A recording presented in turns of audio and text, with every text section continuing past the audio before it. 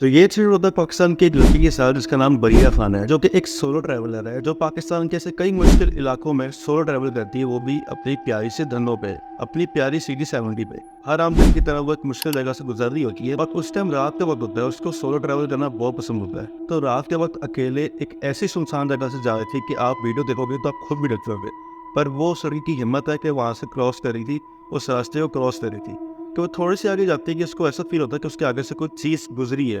آپ اس چیز کو مذاق میں بالکل مت لینا کیونکہ یہ چیزیں ایگزسٹ کرتی ہیں، اب ریئلٹی کیا ہے ایسا میں وہ اللہ بہتر جانتا ہے۔ خیر آپ یہ پہلے ویڈیو دیکھو۔ آپ لوگ دیکھ سکتے ہیں یہ اتنا شدید قسم کا آف روڈ۔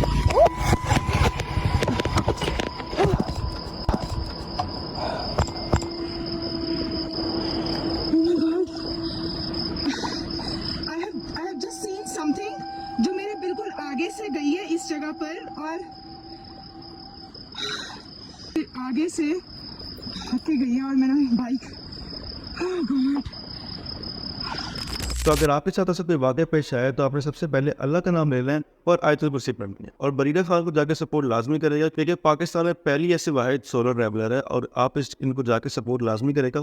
ایسے مزید کریپی کانٹینٹ کے لیے ہمارے اکاؤنٹ فالو کریں۔ ملتے ہیں اگلی ویڈیو میں، تب تک کے لیے اللہ حافظ۔